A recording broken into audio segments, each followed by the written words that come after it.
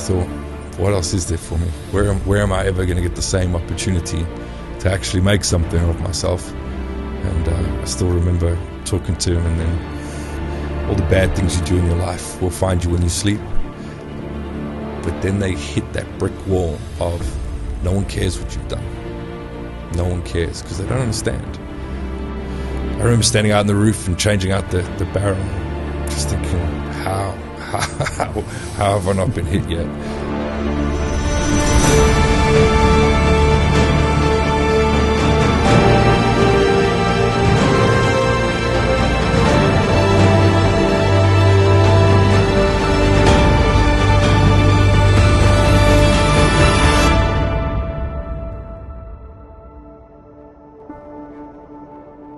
Fraser Coleman, welcome to Poland.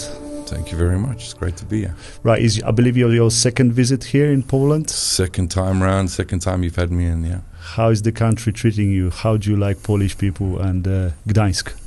I love it. I think it's a fantastic place. I think there's I was saying to you earlier, there's a big element here that has similarities to South Africa. So it feels like home already, you know. There's a definite similarity, a way of life, and people are relaxed and friendly, and it's got a welcoming feeling to it. Fraser, let's start from the beginning. Obviously, we know each other since, I believe, 2012 or 13. 2013. I remember you got out from the army. Yeah. First of all, I get to know your CV. After that, we sat down at the Dorchester Hotel in one of the function rooms, and I remember we were chatting about the direction you want to go. Yeah. Potentially, start working with us. You started working with us. So, we know each other for quite a bit, I have to say. Long time now, yeah, just over 10 years, right? Yeah. So let's go back to right to the beginning and your early life in South Africa. Yeah. And can you just run through your childhood, through the hood you grew up? Yeah. So I was born and bred in Johannesburg, South Africa. My father was in the Merchant Navy. My mother's father was 22 SAS and decided to retire out to Botswana. And my mother and father met on one of the vessels whilst he was serving as an engineer on the Merchant Navy. So they were set up in Botswana as well as South Africa. So me and my two brothers, Scott was actually born in Watford, but me and Brad were born in Johannesburg General Hospital back in the days. And my father had a big factory out in a town called Palapi in Botswana. So whilst I was born in Joburg, I actually grew up very much in the wild in Botswana. And I was there till I was about 5 years old. Spent most of my days. My nickname was the Kalahari Kid. I was out in the. What's the meaning of that word? And we were very close. We were actually based very close to the Kalahari Desert. So, you spent a lot of time out in the bush. A lot of time out in the bush. Most of my childhood was just out in the bush and doing what we do as youngsters out there. It was a great time. Really enjoyed growing up there. And I got some fond memories as a youngster out there. But then some things changed, and we moved back to Johannesburg. My father was closing down his factory out in Botswana. Then majority of my days up until 1998, raised Johannesburg, went to school there, went to loads of different schools, moved around a lot. Childhood was good. I had a great start to life. Good family and good values, and South Africa was a great place to grow up in. Then around 98, we moved over to Glasgow in Scotland. My father was originally from Stirling, and all of his family is Scottish, and then my mother's English and all of her family.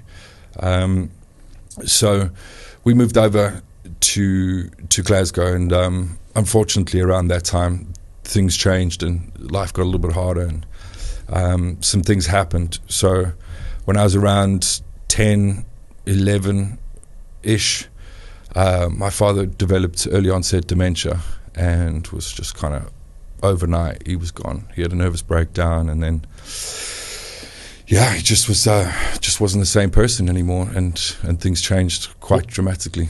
What age were you at that time? 10. I was about 10 or 11. And then unfortunately, around the exact same time, my mother got some pain in her side and thought she'd broken some ribs and stuff, and turned out she had lymphoma on her cancer on her liver, and she got really quite sick quite quickly. But I think we were in Scotland for about a year and a half, 2 years. My father was sectioned, and my mother was battling cancer, and she fought hard. She fought real hard, and she managed to overcome the first round of chemo and so on and so forth, and the usual run of the mill. But yeah, it was a difficult time, and it was pretty much the precursor to my life changing as a whole. She got cleared. She made it through, and she got cleared. And I don't think it was much longer after that. Whatever was happening in the background, she made the decision to take me and my brothers back to South Africa. I think she already knew then what the outcome was going to be for her. So we went back to South Africa and moved in with my grandparents, and so my mother's mother and my grandfather, and kind of made a go of it, but my mother knew that her time was limited. So we moved around a little bit. Staying with my grandparents was a bit of a difficult situation at the time, and people didn't necessarily see eye to eye on things. So we moved around a little bit, but unfortunately my mother went into remission, and it was way worse. So we moved out of my grandparents' house, and I was living up in a place called Glenseria, pretty far out of Joburg, with my godparents and my mother. But yeah, I think I was 12, 2 weeks before my 13th birthday. My mother passed away at 43, I think she was.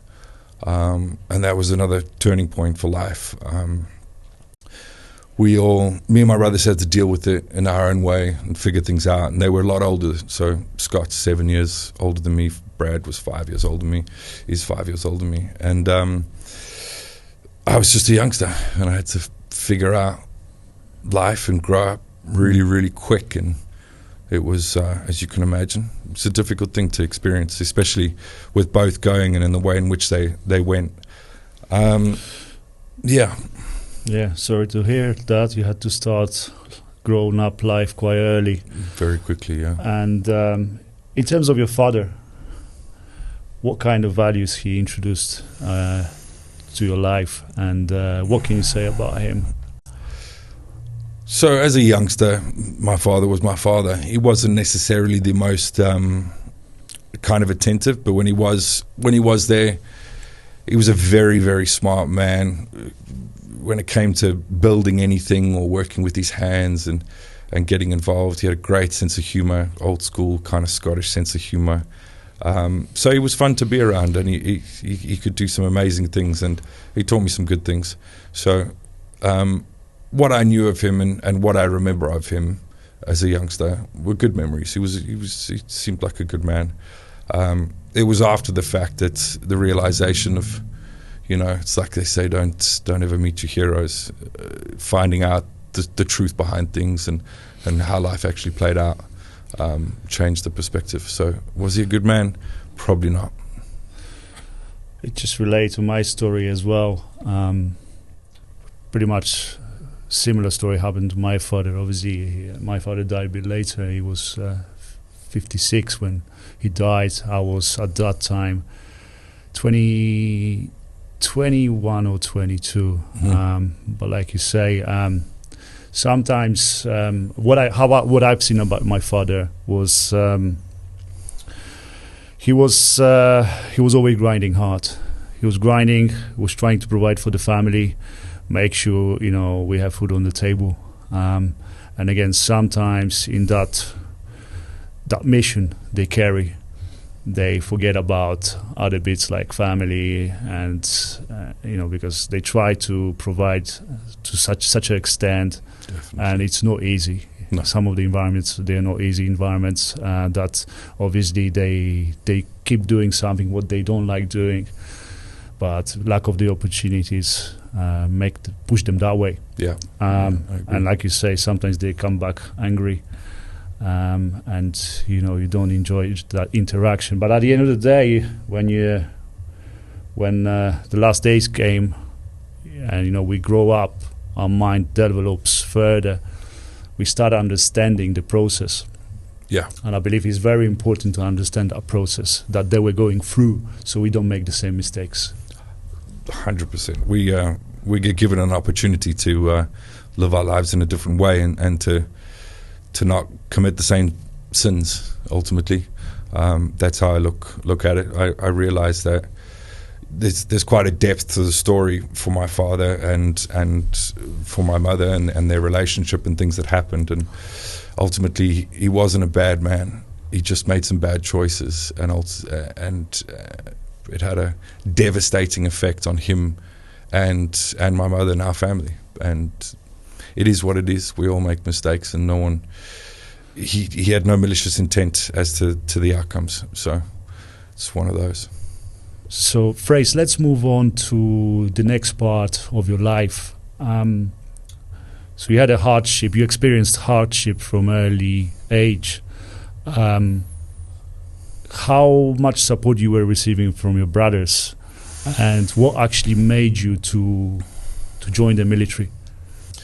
So when my mother was put into hospice, and ultimately it was 2 weeks before she died, I was told that she's going to die. It's over, and her fight is over. I still remember the phone call the night before that I had with her, and she said goodbye, and it was the end. What I didn't know back then as a youngster was that my brothers already knew, and they knew for quite some time, and they protected me from that. But as you would expect for anybody, you've already lost one parent, and the other is now imminent. And when my mother passed, they, being so much older, they were in the later teen years, and they were doing what we all did as teenagers, and they were experimenting, and they had a colourful background and life, and weren't necessarily good boys, to say the least. But they were sent off on their own journeys, really, and they couldn't necessarily be there for me because they were dealing with the same loss, and they were trying to figure out their life as young men. So to help me was not necessarily within their capacity at the time. So for me, I ended up. I stayed with my godparents for a short space of time, but then I ended up going to live with my grandparents, which, as an adult now looking back, I'm super grateful. But at the time, dealing with what I'm dealing with, and then moving in with my grandparents, who my grandmother was in her late 60s, and my grandfather was in his late 70s, early 80s, old World War II veteran. And it's quite an environment, I'm sure you can imagine. It's from the youngest to the very, very oldest. And ultimately, I stayed with them for 4 years. I moved in with them when I was 13, and I left when I was 17. But looking back now, obviously, like I said before, as an adult, I can appreciate what they did for me. But those 4 years were incredibly difficult. When it comes to the military, why? Why did you join, and on what age? So I can remember clearly as a youngster walking down the corridor in my grandparents' house, and like I said, my grandfather jumped into Arnhem. He fought in Operation Market Gardens. He was a legend of a man, an absolute legend. Was he a parachuter? He was one of the first. He was in the 1st Parachute Battalion. He was we have quite long, quite interesting story about obviously Polish parachuters. There was 1st regiment of parachuters was created in Great Britain under the leadership of General Sosabowski, Mm-hmm. Stanisław Sosabowski. He's actually the creator of the parachute regiment, but they were under British command. There was a group around 6,000 soldiers who crossed from France to Great Britain. And obviously, from that lot, he created the first parachute regiment. Yeah, my grandfather would have been with them. He was, he was one of the first out of the plane. But I can remember clearly, his medals along the wall and the pictures, and every now and then getting a very small kind of story as to where he'd been and what he'd done. So I think it might have already been somewhat in the back of my mind. But I left my grandparents' house when I was 17, and it was just a natural end to things. I maybe wasn't the best example of myself back then. And decided, I finished school a year young for my age, and then it was a case of, I knew that if I stayed in South Africa, I would end up in a very bad place one way or another, whether it be in trouble with the law or coming up against hardship that was inevitable for me. So my oldest brother Scott was in Glasgow at the time. He'd gone over to Scotland to kind of make more of a go of things, and so I just decided that the best bet that I've got is to get to the UK and give it a go, see my brother and see what comes of things. That I have an overall strong intention of the military? No, but it was always in the back of my mind. And I'd already made contact with some old family friends over in the States, and I thought if it all goes wrong and I don't get anywhere, I was going to go join the US Marine Corps over in the States. But then it turns out that with very little and coming over to Scotland and meeting my brother and seeing what he was up to and so on and so forth, and only being 17 and trying to make my way with very little behind me, very little support behind me, and coming up against it with job applications and just trying to do something with my life. I was walking down Sauchiehall Street, and a guy called Ronnie Parry, he was recruiting for the British Army and for the Royal Highland Fusiliers at the time. And I thought, what else is there for me? Where am I ever going to get the same opportunity to actually make something of myself? And I still remember talking to him and then coming back to this council flat that we had that was just an absolute disaster of a place. It was like a cracked in.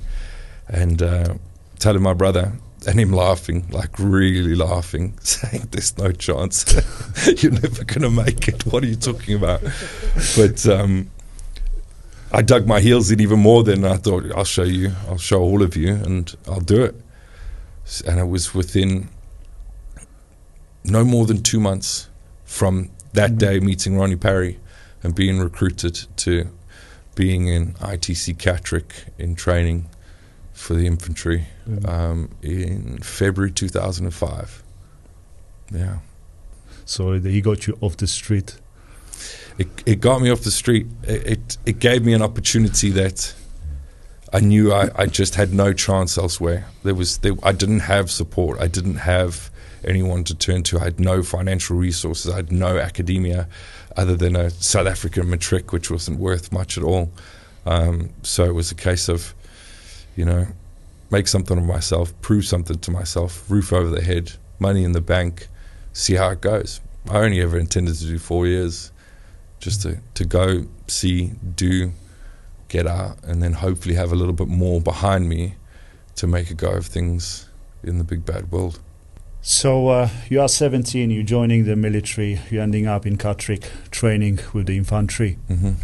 Can you run through your military first few years, the group of the people you met, the individuals you met there, and your experience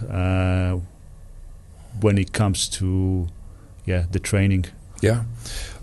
So for infantry soldiers, everyone does basic training. So you do your first 6 weeks of basic, which everybody in the British Army does because everyone's a soldier first and foremost. So your first 6 weeks, you're kind of confined to barracks. You do all of basic drills and skills. back then we heads shaved, and making your bed perfectly and neatly, and your lockers all lined out perfectly and neatly, and you're learning how to be a soldier, you're learning how to respond to orders. They're stripping you down, breaking you down so that they can rebuild you afterwards.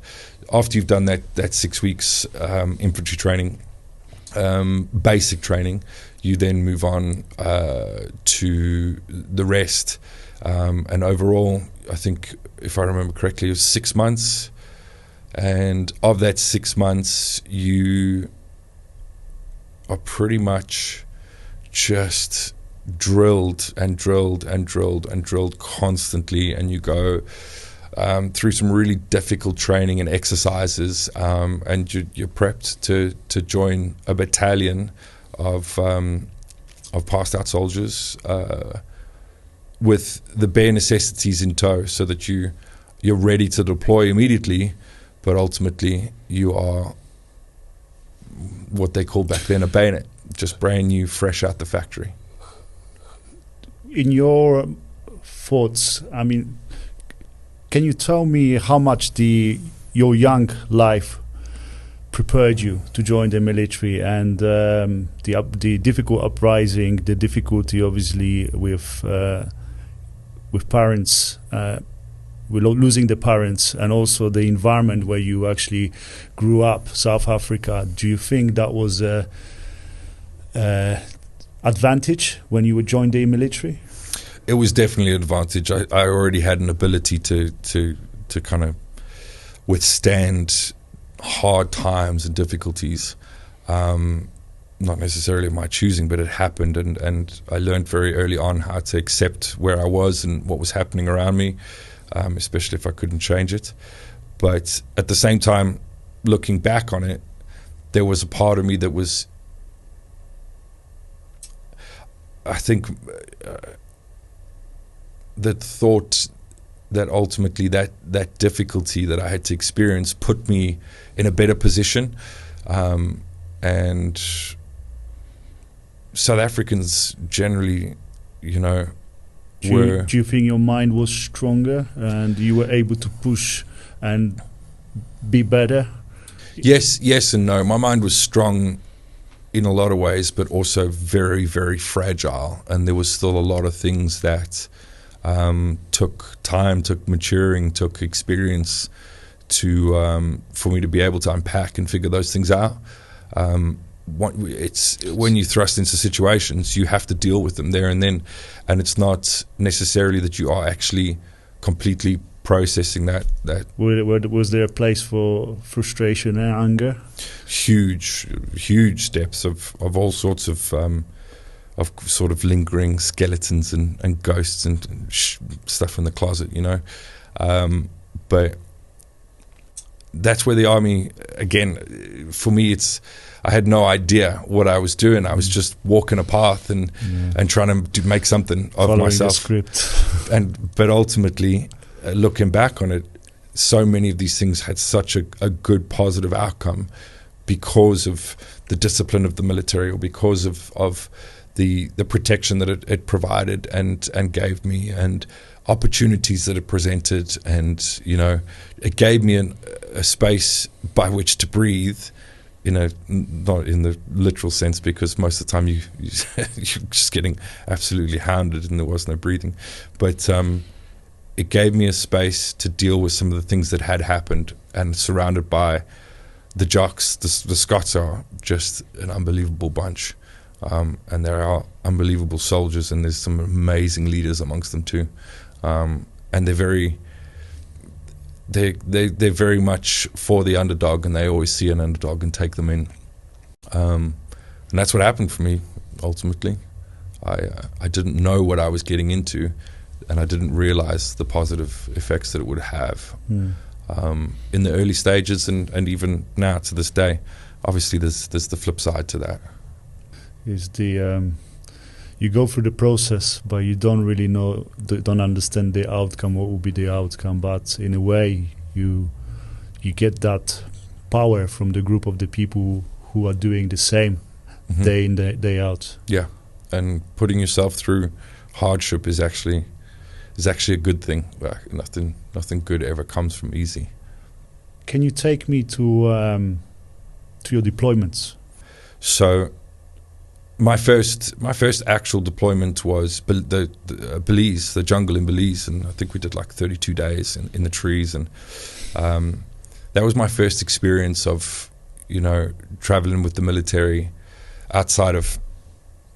When I first joined battalion, we were based in Cyprus, and that was interesting enough. But I had traveled and I had been places, and Cyprus is not, you know, the jungle or Afghanistan.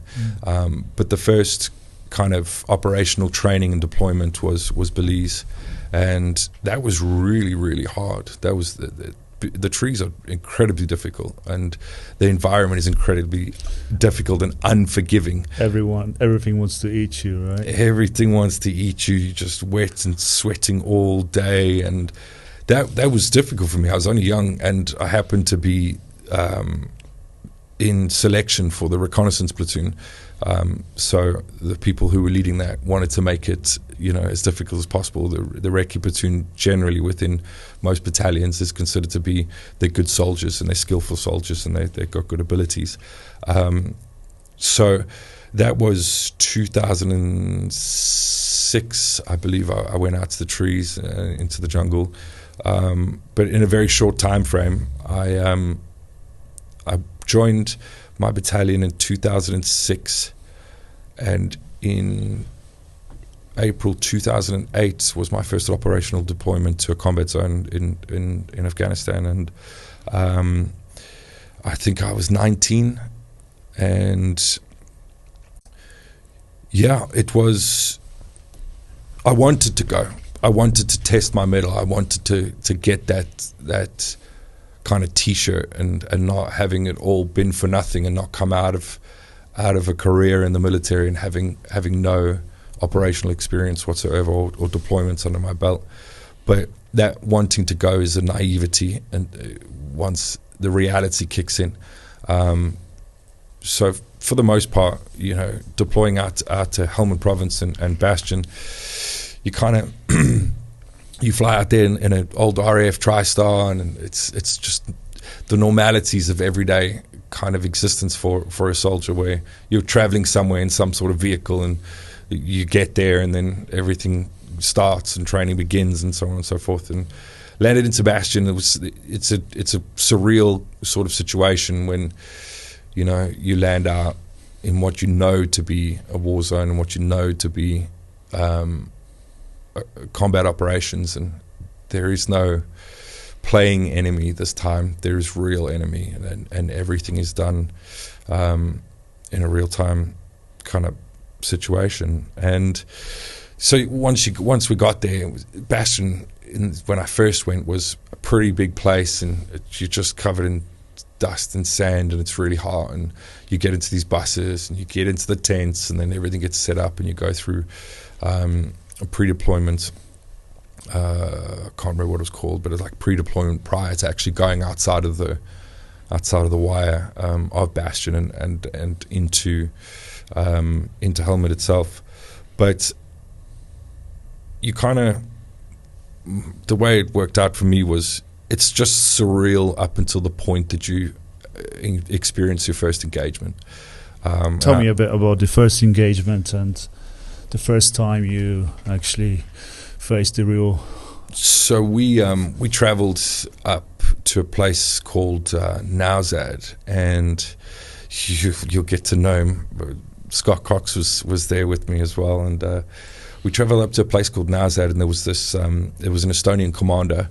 Nowzad was considered a Taliban stronghold, and the Estonian commander said to our commanders, you know, these guys need experience, and as far as I understand it, he said outright that they need to be blooded. So he said, tomorrow you're going to go in with the rest of our troops, and we're going to try and clear out some of Nowzad and take some ground. And I'll never forget it. We travelled into Nowzad in three separate columns, advancing in three separate sort of parallel directions into Nowzad. And as we were coming in, there was just hundreds and hundreds of elderly men and women and animals and children, and that was a real eye-opening moment, because we knew why that was happening. We knew what was coming, and you know what you're going into. It's like when firefights happened naturally, at times, there's something so different about that situation for it to be the first time I was ever going to experience combat. And we were 15, maybe even more, probably about 30 minutes to an hour worth of driving into Nazad itself, and just all of this long queue of people, and nothing was happening yet, but we knew what was coming. And what was it?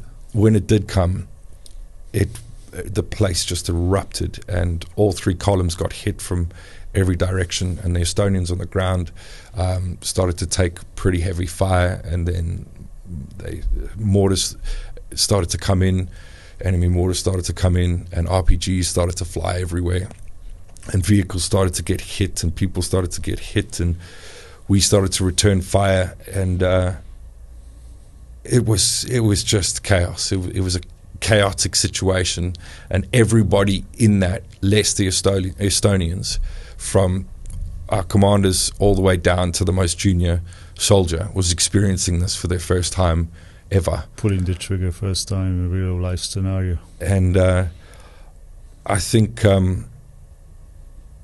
if I remember correctly, Coxie and his vehicle was in front of mine, and we peeled out sort of next to each other.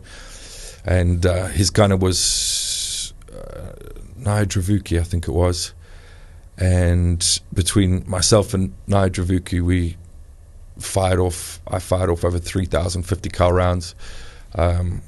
We fired off multiple rockets. He finished Coxie's vehicle got hit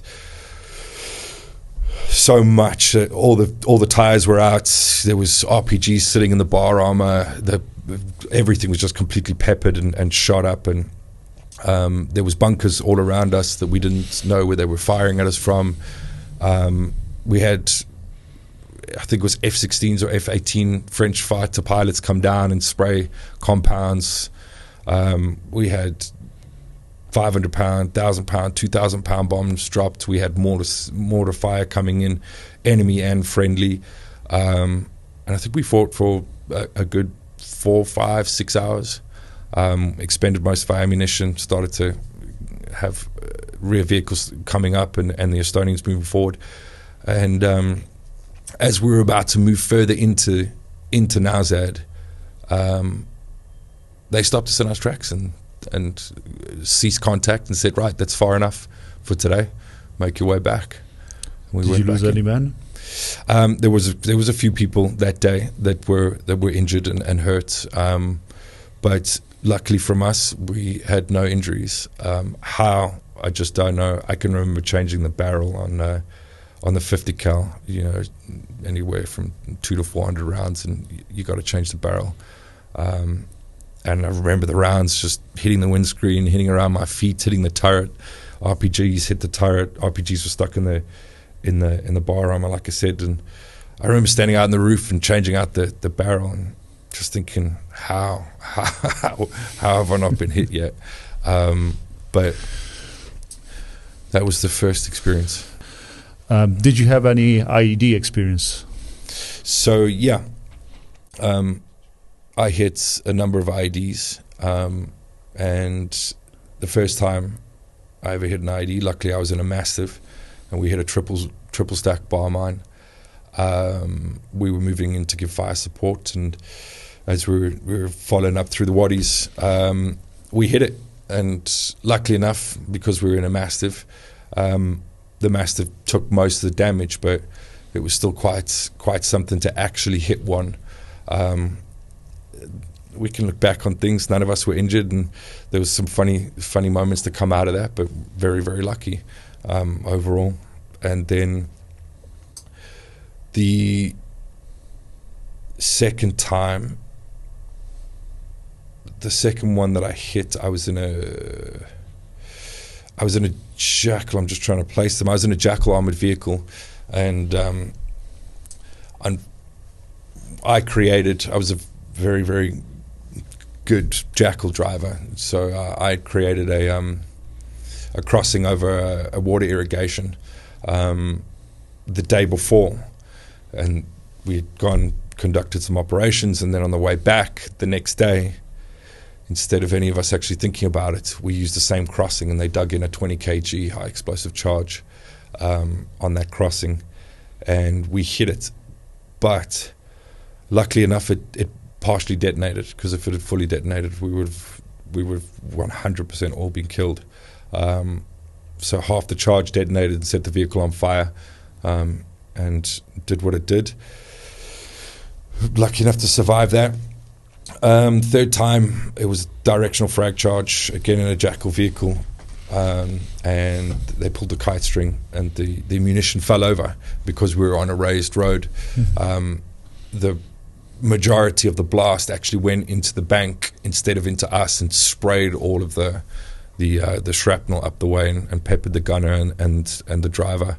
But so again, another lucky situation. And then again, Kylie and I, we were sat in a pressure plate IED alongside the American patrol base wall, and it didn't go off because the ground baked so hard.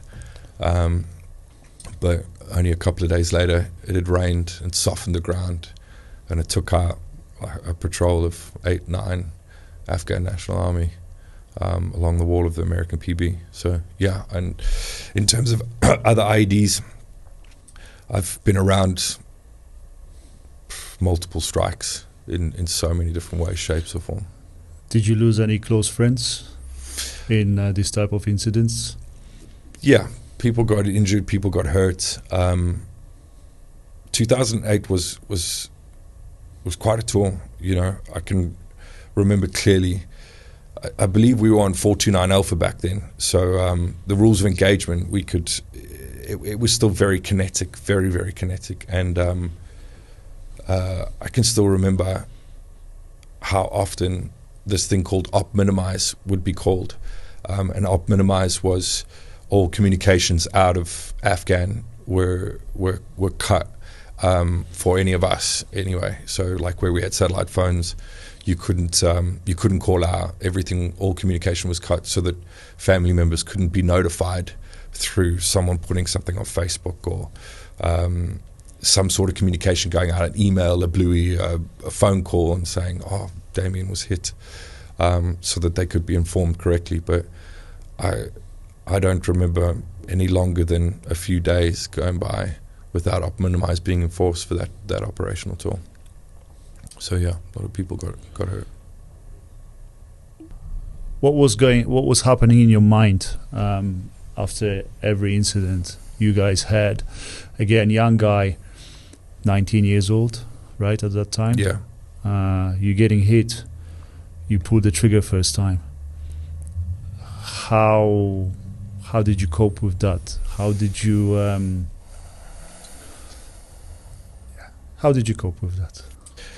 I've always kind of said, and it's very evident nowadays, that all the bad things you do in your life will find you when you sleep.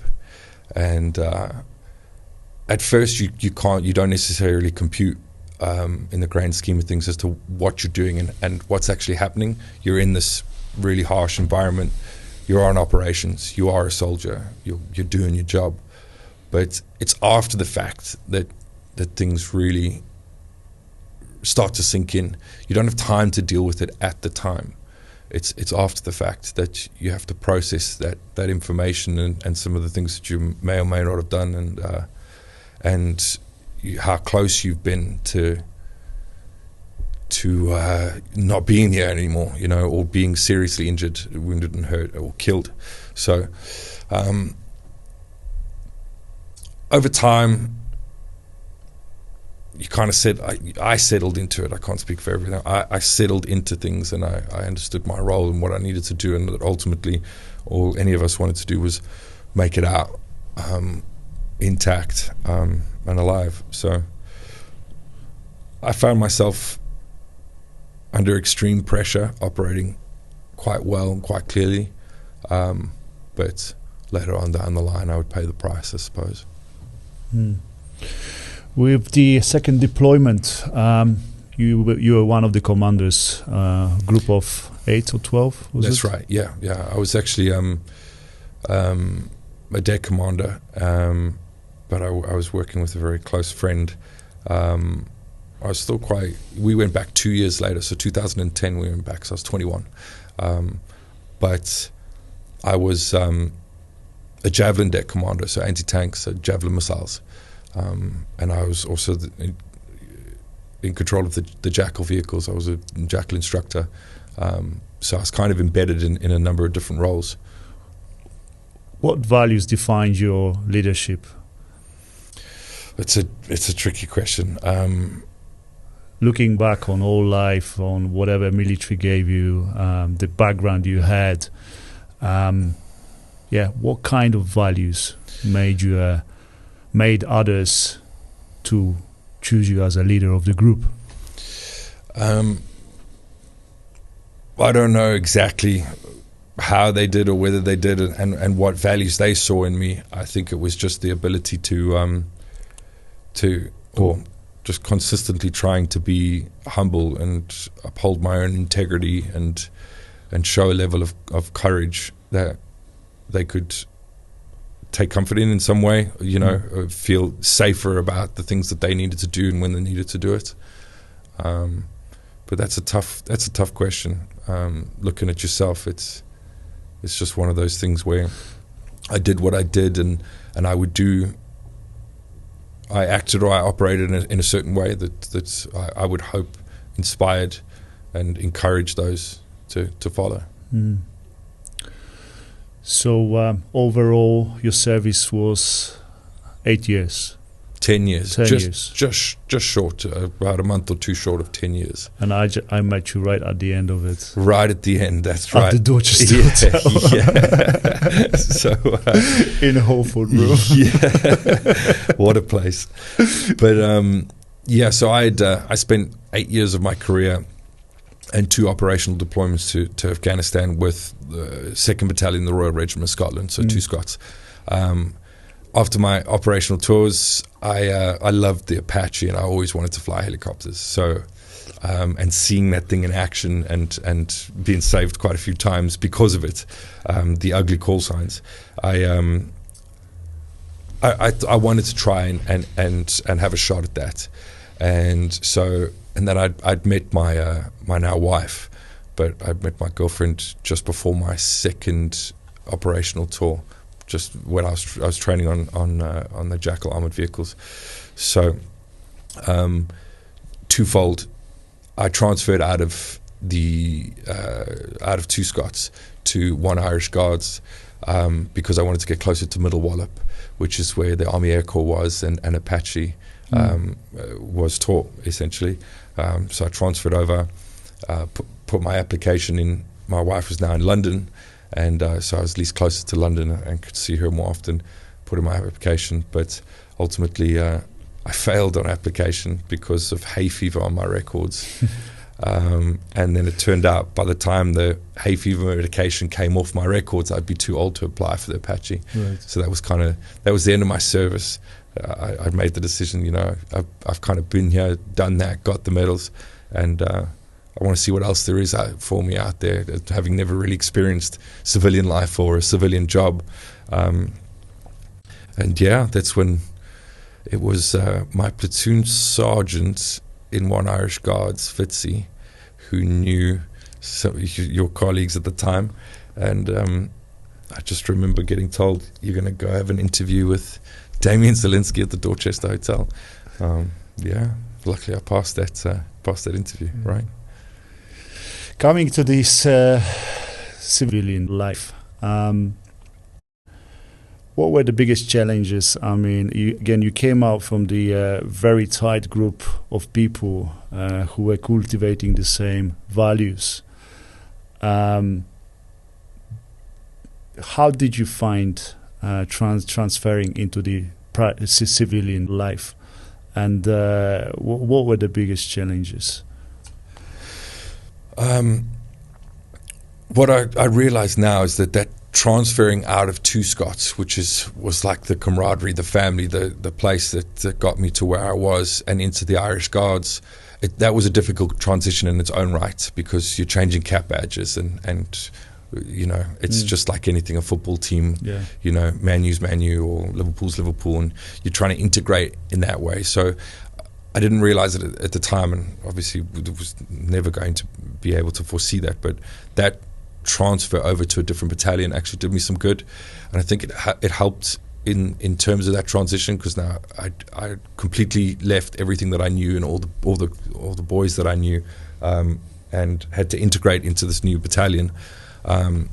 So that was very useful overall, now looking back, and I think it helped in terms of my transition into the civilian world, but it was still difficult nonetheless.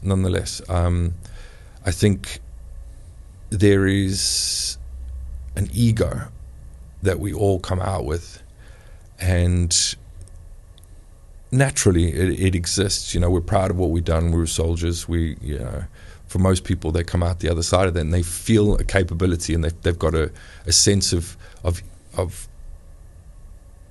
accomplishment and capacity and capability, but then they hit that brick wall of no one cares what you've done. No one cares, because they don't understand.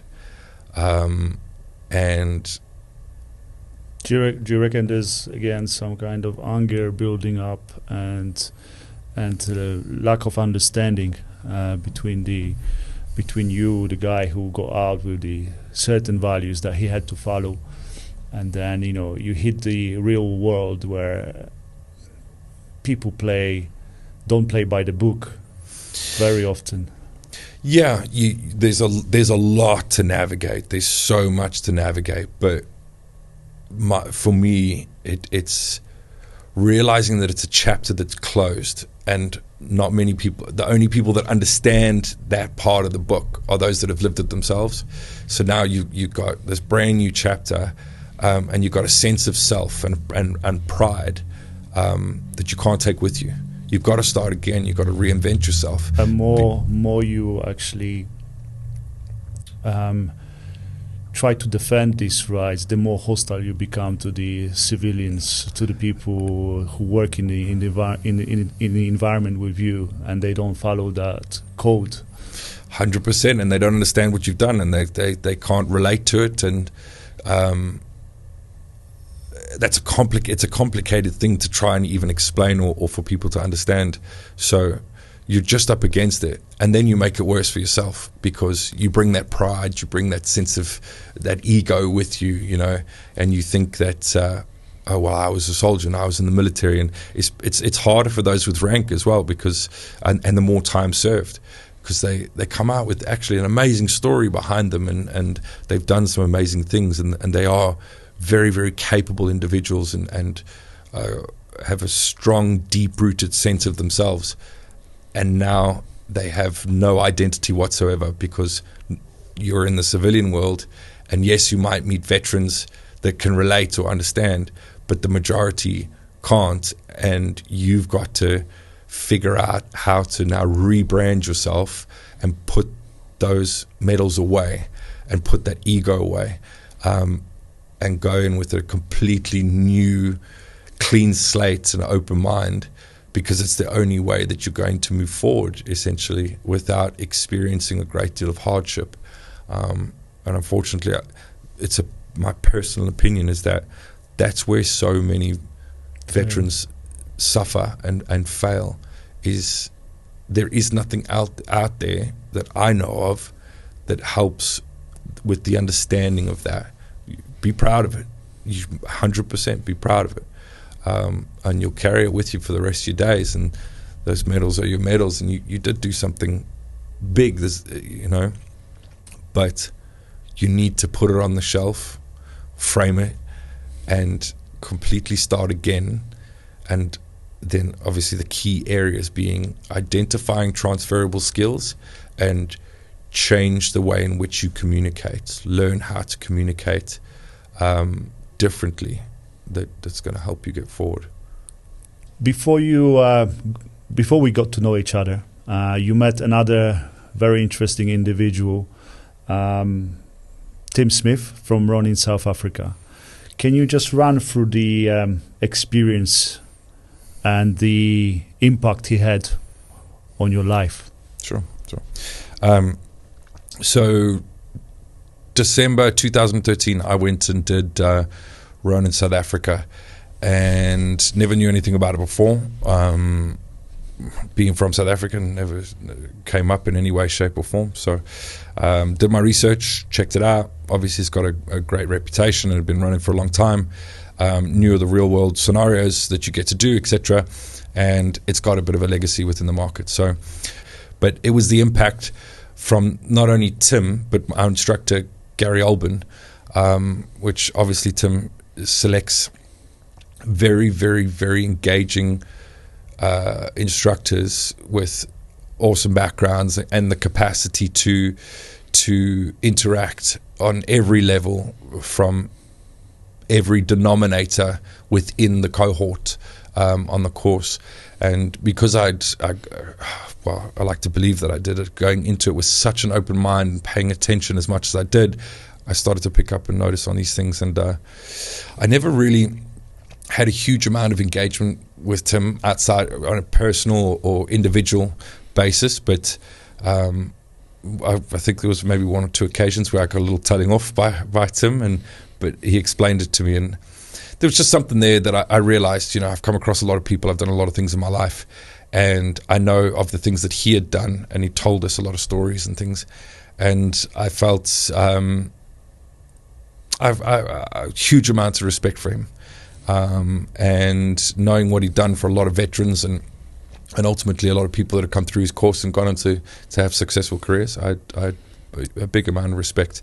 When it comes to running course, that was your first kind of element you completed once you got out from the military. That's right. Plus, we got to know each other, and you moved towards the environment, hospitality environment. You ended up in a 5-star environment in one of the top hotels in London, at that time working as a security. What kind of values you reckon these two things brought into your life? And because they are completely two different things, let's say, two different environments as well.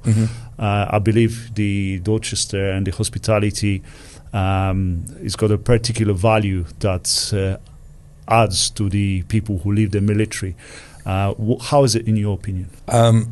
So whilst doing Ronin, I mean, the course and the way in which the course is structured felt very familiar. It's a 5-week intensive kind of package, and that's pretty much what you do over and over and over again in the army. But not knowing it at the time, the opportunity that I got through yourself and others going into the Dorchester was incredibly valuable, because it was an environment by which I had the chance to refine soft skills and learn the environment of an ultra high net worth, a high net worth individual.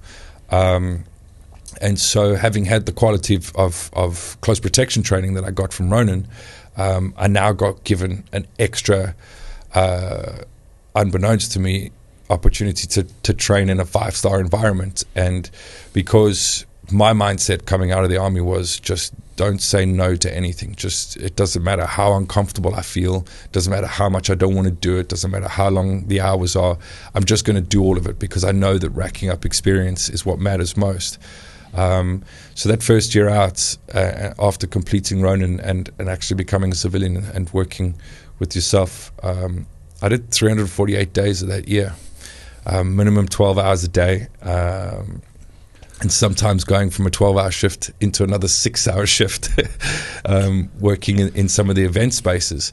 And I packed out that year, majority of it was in the Dorchester. It was a quite specific setup there, and the exposure you were getting into the, like you said, some of the leaders, the special visits, which actually was linking up with probably what Tim was trying to pass on during the running course. Because as you know, we used to work a lot with the special visits. We had even obviously not team at that time, but Nelson Mandela with his team, obviously attending, staying at the Dorchester Hotel, big names. Once again, working with the DPG, special visits, people who actually we could see the structures, how to find yourself in all that structures and the layers of the security. Absolutely, and understanding a 5-star hotel and understanding the environment and who's who and how it works and what each of the departments do, and the opportunity to be a fly on the wall or a statue, because you do a lot of standing around, but you get to watch, CP teams, experienced CP teams, or police. Or I had one occasion that I actually met 2 guys that were ex-Delta Force who were actually in FOB Edinburgh in my first operational tour, and now we're working private security.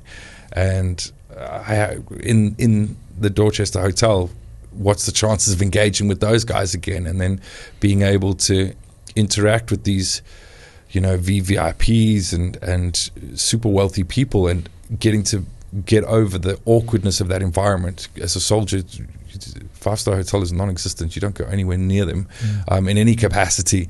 So, there was just so much about it that I now look back on and say is possibly the most valuable experience I was able to attain in a very short space of time.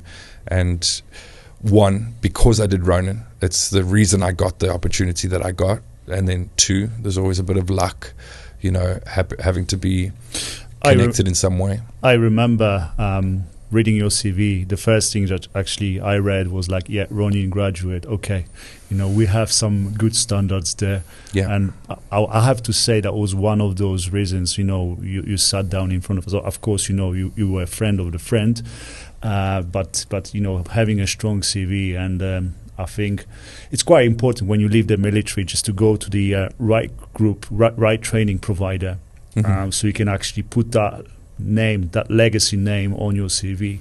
So, Fraser, you at this point running concierge company. That's right.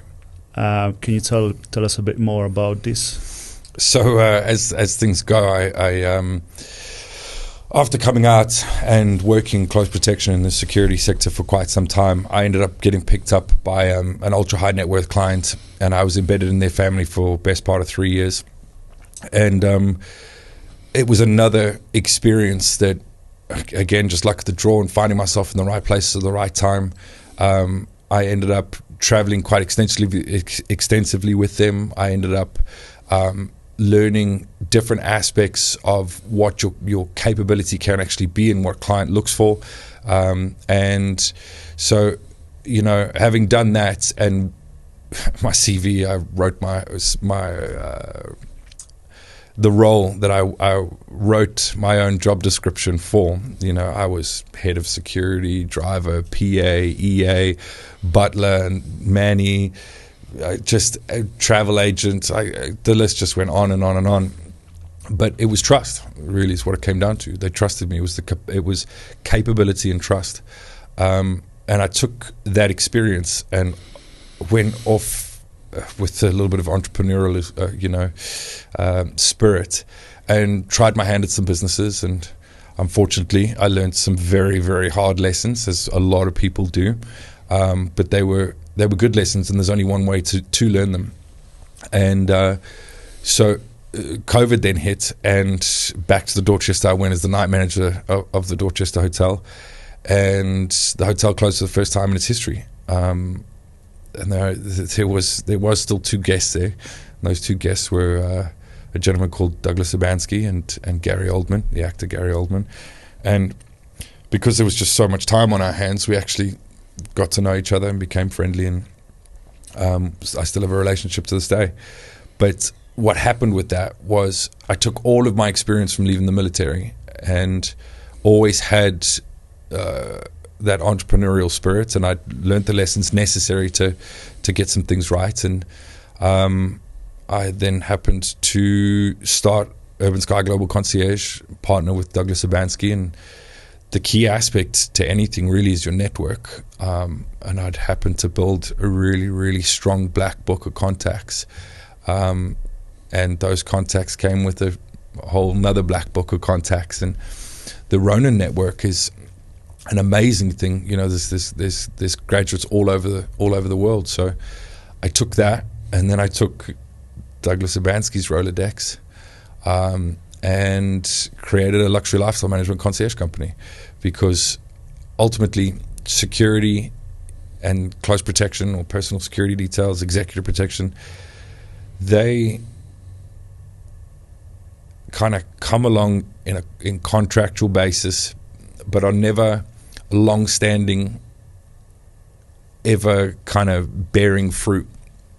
And what I did realize is that for most CP operators, if you have the ability to interact with their clients on a 5-star level and be of service to them, you stand a lot more chance of keeping their attention and them presenting you with opportunities to help them. And so I took that, and USGC was born. We've got some pretty decent clients, all that I've had relationships with in some capacity over the years. Been engaged with some pretty amazing companies, big companies, global companies, where provision of service was what set us apart. But the only way the door ever opened was because of friends and contacts and that network. Before we go to the network of the people, I want to take you to one more black hole. Mm-hmm.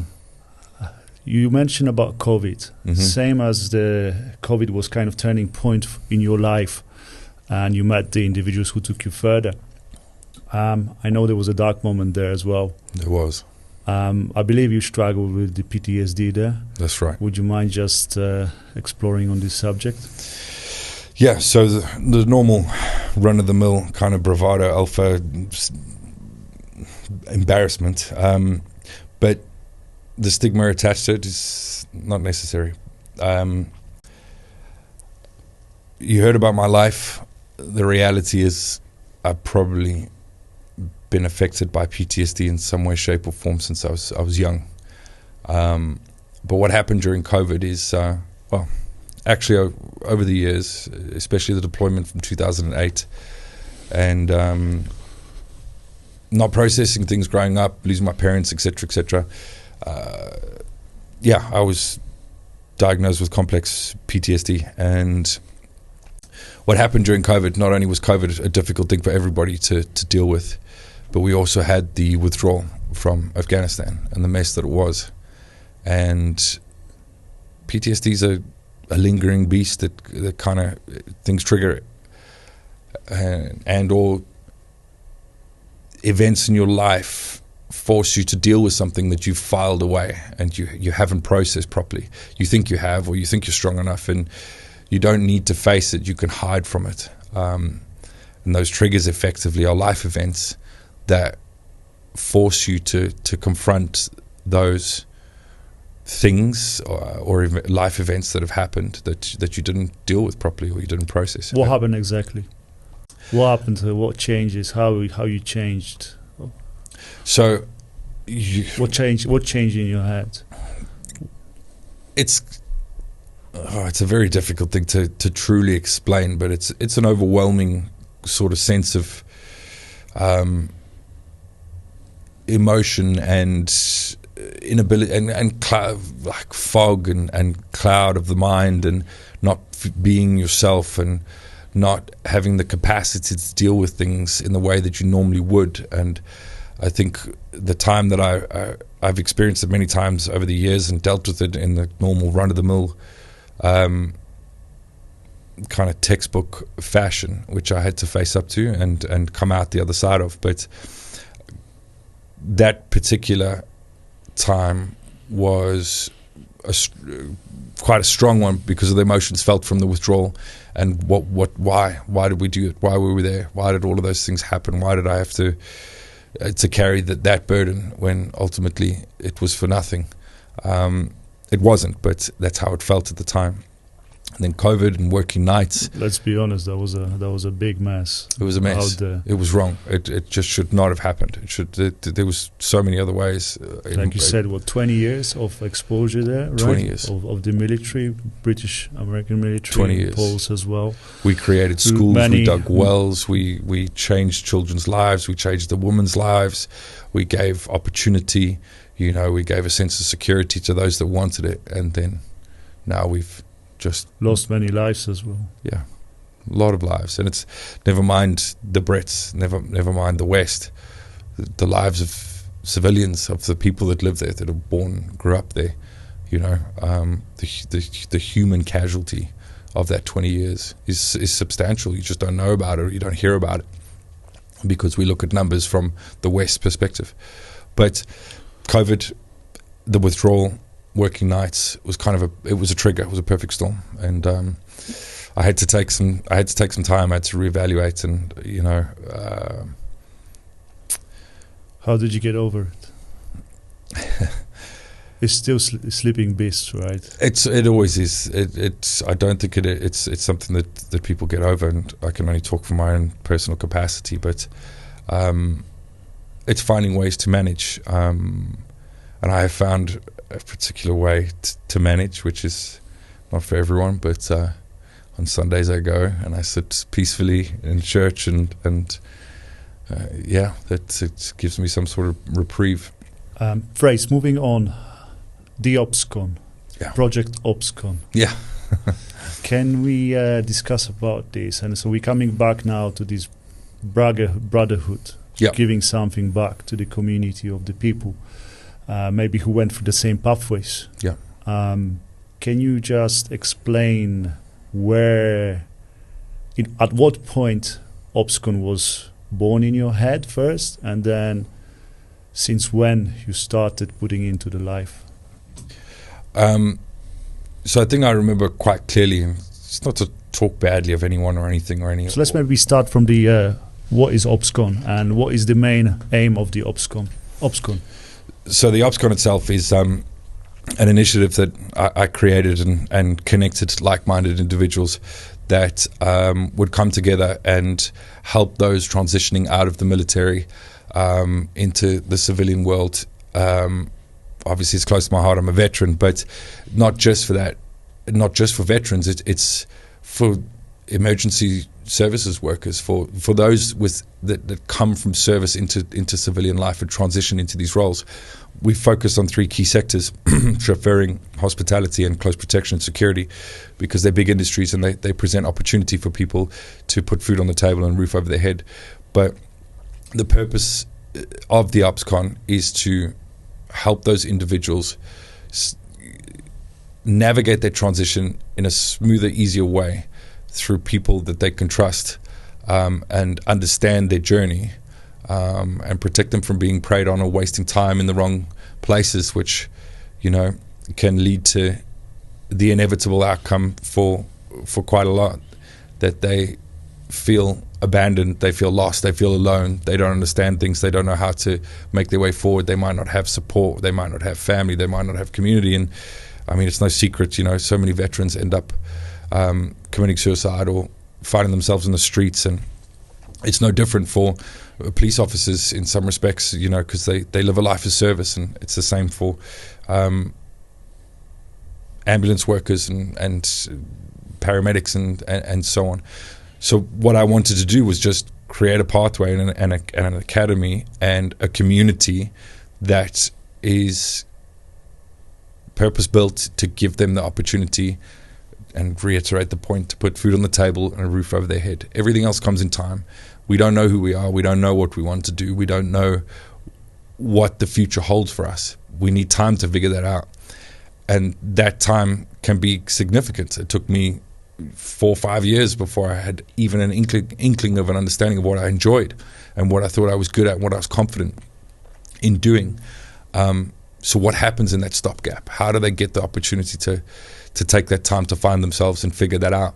And that's what the OPSCON's about. That's really what I wanted to do, is bring together like-minded companies, like-minded individuals, and a sense of community that's already in existence, that have been there before and done it, to then give that guidance and advisory capacity to those that are just coming into it, and give them a smoother runway into whatever it is they want to do while supporting themselves. In a way, you are building a big database of the individuals, database of Correct. the companies, database of the services from all around the world. These days, database is, you can monetize on that. Yes. Yeah. How do you find this, and how do you want to stand out with the OpsCon? Because again, there will be people who are going to say, "Oh, you're doing it maybe for the money." Mm-hmm. You're trying to centralize the services. Okay, Mm-hmm. What is the main kind of how do you want to make it look different from any other groups that already exist out there? Yeah. At the end of the day, there's no such thing as a free lunch. So if we don't monetize it, we don't generate the money necessary to create this and maintain it, then what ultimately are we doing by not monetizing it? We're stopping the service from ever being able to deliver on the value to its members. We need that money to give good men and women an opportunity to advance their careers and their life without having to suffer the pitfalls of, first and foremost, being preyed on by companies that are monetized for nothing more than to be monetized and to generate a profit. And you and me both know that greed is a horrible thing and exists, especially in the worlds that we move in and we operate in. It's not necessary. It affects the service as well, because at the end of the day, someone who gets paid not enough money for the role he's doing, is not performing well, and he's sending this type of message to the clients who getting this service. Sometimes competition can literally harm the industry, the way the image of the professional craft. Absolutely, because if we're all dressed in smart casual and we all look the same way, then what makes us different? And the only opportunity that you have to change that perspective is to work with that client and to deliver a better service. You're building something very powerful. I hope so. Based on the good values. That's why we are becoming part of this. If you would like to send any message out there to this competitive market of the companies who provide services, what would you say to them right now, just to attract the right individuals who want to bring piece of their knowledge, piece of their experience, and add it on to the community of the veterans who are leaving the army right now? Those that come with morals, values, integrity, respect, humility, all generally think the same way. And the way that I see it is the pie is too big for any one company. And any of those that have the slightest bit of experience in any of these markets will be able to, if honest, say that that's the case. On a global scale, we're talking about $1 trillion market across 3 different sectors that no one company can actually engage effectively and deliver a good service for.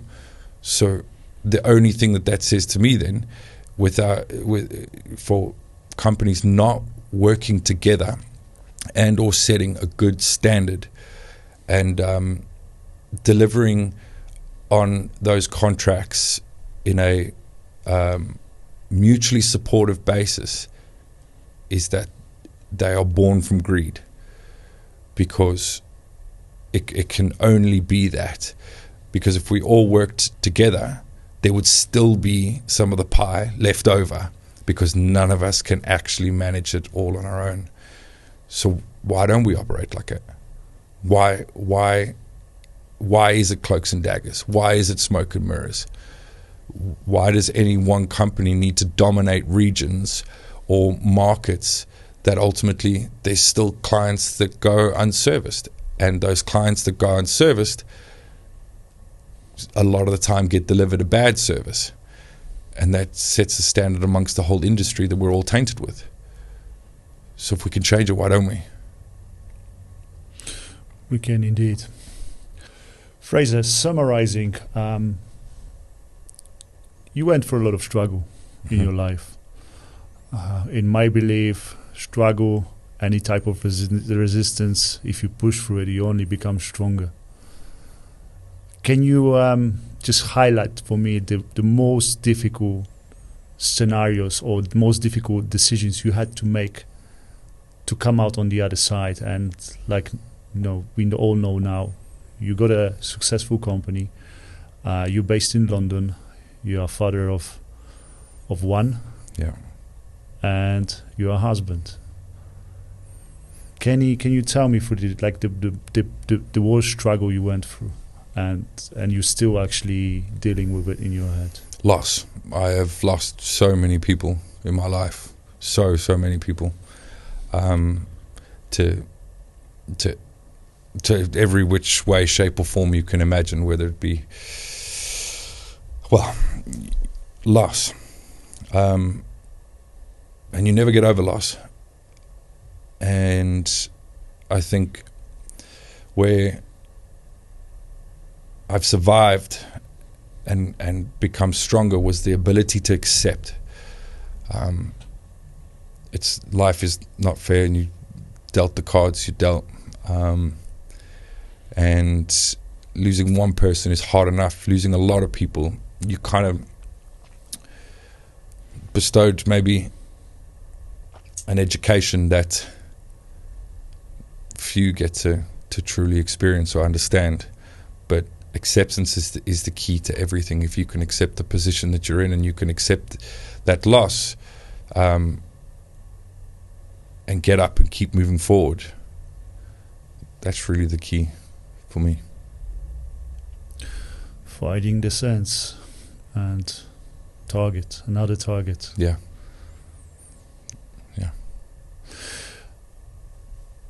Finishing, can you just tell me what kind of message you would send out to the people out there that they go through the daily struggles? Maybe they lost, like you, loved ones. What would be your advice based on your own experience? What would you say to them? I think it's we're all different, and we all deal with it in different ways. And at the end of the day, not everyone is necessarily strong enough to recover quick enough. But my advice would just be to keep an open mind and one foot in front of the other. The more you push forward, the further in the rear view mirror that dark cloud becomes. And ultimately, the more you choose to experience from life, the more opportunities you have to process the things that have held you back. Fraser, thank you very much for coming to see us. I'm pretty sure this is not your last visit in Poland. We're glad to see how the Opson is growing, how many new members actually is joining this type of initiative, how many companies actually they try to bring value into the project. From our side, you have our full support. Thank you.